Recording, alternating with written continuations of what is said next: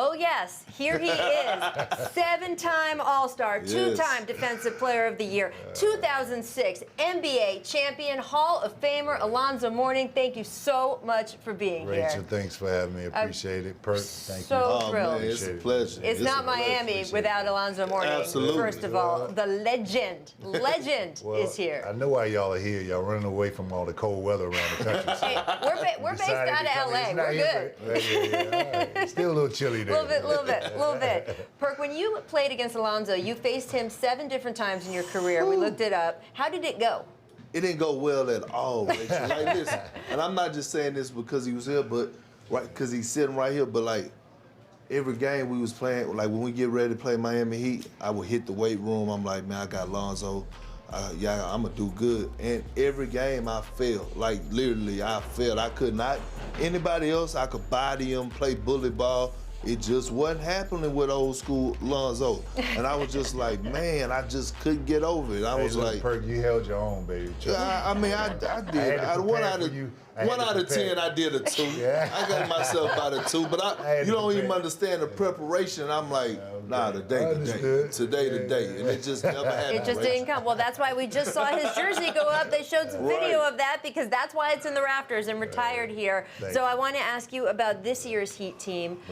Number 2 in the East. Did you expect them to be this good this quickly with Jimmy Butler here? You know, I always expect us to do well simply because of our development and preparation throughout the year. You know, obviously, you know, throughout the years, there's always things that kind of get in the way of your success, injuries and what have you. You know, but the long and short of it is we prepare to be, you know, contenders every year. We prepare that way, you know, and that's the mentality of this organization. So it doesn't surprise me.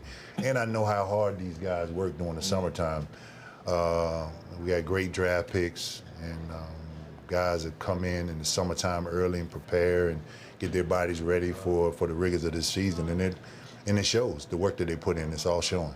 Now, Perk, we know that Alonzo passed this team down to Dwayne Wade, basically, right? And then Dwayne passed it on to his friend Jimmy Butler. Right. But to me, I see Jimmy more as a direct heir to Alonzo Mourning, just in terms of playing style and attitude. Right. Do you feel the same way? Yes, I mean, he fits the Heat culture. Like, you think about this. For sure.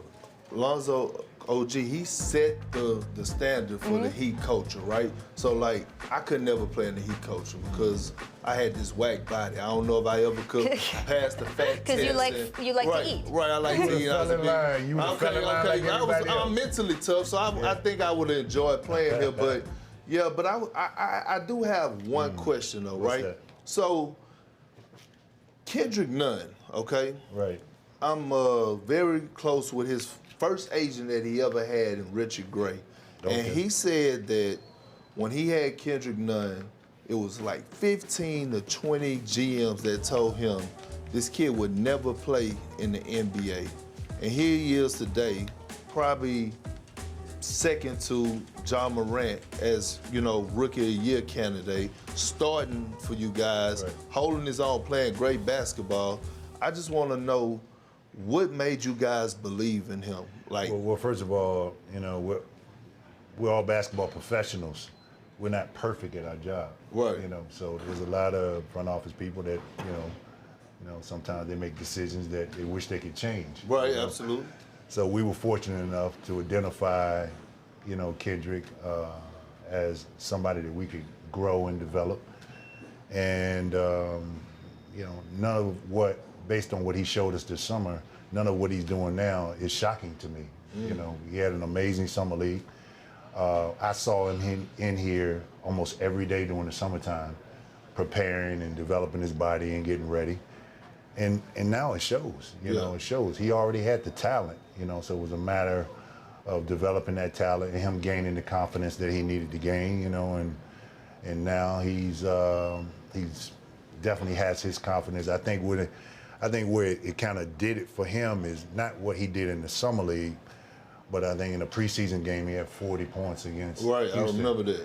And I think that something clicked that day. Right. You know, and he realized like, wow, I belong. You know, and then the rest is history. You know.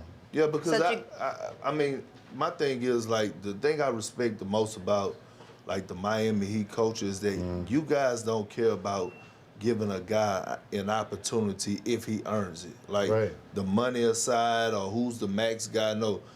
And especially with Spo, he puts whoever, that's how but it's not to like that all the way around, and that's what separates the Heat Well, you earn from your a lot minutes. of different. You earn your minutes on the court. Right. You put the work in. You know, you do what you have to do to make the coach play you. Absolutely. You know, but you know, as a former player, it's not like that everywhere. You know, you don't earn your minutes. Sometimes, hey, I the get big it, buck guys but it's get a different culture. Yeah, absolutely.